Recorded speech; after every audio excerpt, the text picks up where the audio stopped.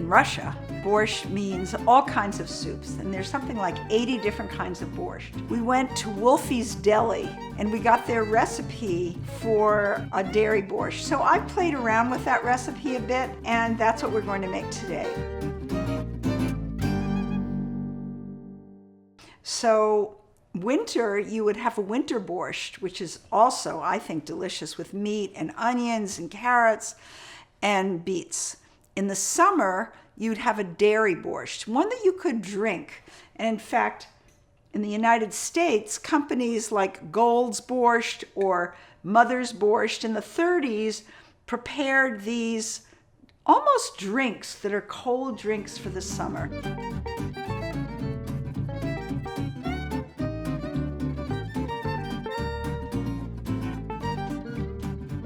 The first thing we have to do, of course, is peel the beets. And one of the ways that I like to do it is to hold the stem and then just use a peeler to peel it. That way you don't get your hand so messed up with the beets.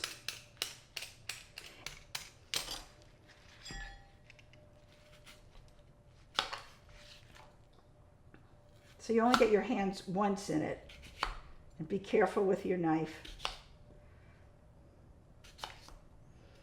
Okay. And then cutting up an onion, big onion. And it doesn't really matter how much you cut it up because it's going to be pureed later, but you just want it to be cut up a little bit. And then you don't really have to, especially if you use organic carrots, peel it, but I kind of like to peel it. So we'll have a carrot. You can have 1 carrot, 2 carrots, whatever you want. I always think you need some carrots, you need herbs. So then you just chunk it. Put that in.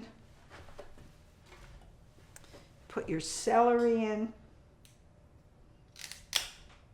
1 stalk of celery. I might add 2 stalks. And then one of the things that I like to do is add an apple so that you don't need as much sugar, because the apple will add sweetness. So I just throw that in. Don't worry about the skin, it'll be pureed. The skin is good for you.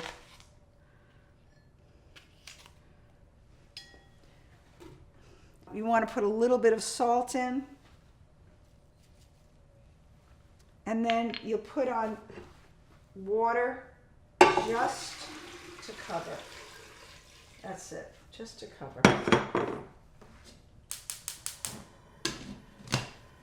And you'll cook it for about 30 minutes until the beets are soft. And then we'll take it out, puree it, cool it. So we'll wait for about a half an hour. Okay, well, the borscht has been cooking for about 30 minutes. I can hear it bubbling. Let's see. Oh, this looks gorgeous. So what we're going to do is turn off the heat and carefully. Now I'm going to use a Vita mix because it's very strong. And you could use a food processor to blend your borscht, but it's going to get all over the place. So I prefer something that's hearty, and this certainly is. Okay, so I'm going to put all the vegetables in.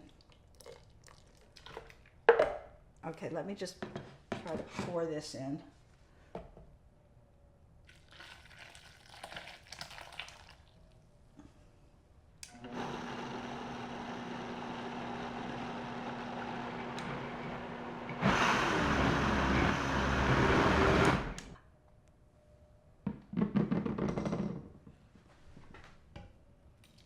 About that bright red color. And then of course you refrigerate this. So now what we're going to do is put some lemon juice in to make it tart. Put some salt in. You always have to have salt in everything, as I always say. Now this is half the amount of sugar. I'm going to use half of it. I'm going to put a little bit of ginger in and a little bit of curry in, just to mix up the flavors a little bit. And I'm going to be adding things to make sure that the taste is good. There's the sweet and so needs more salt. Oops, needs more sugar. It's a little bit more curry, a little more ginger, and that should do it. A dairy borscht, you have to keep tasting it.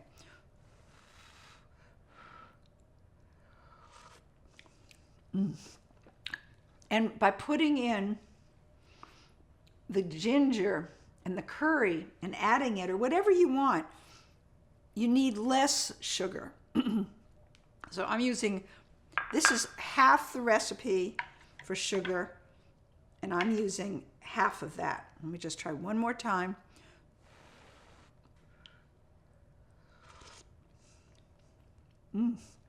Then what you do, you take some dill.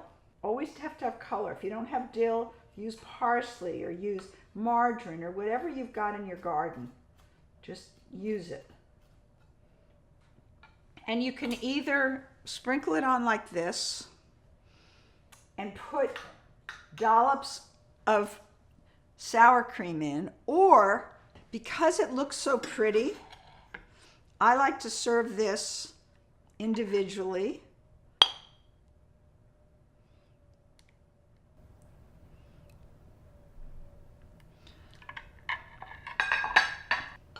Sprinkled with this, and then I put a big dollop in of sour cream, and then I serve it like that, hot or cold.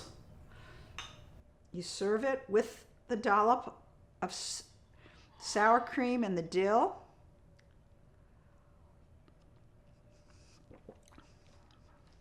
So good. It's a fresh taste of summer. It's also a fresh taste of our past. Bon appetit.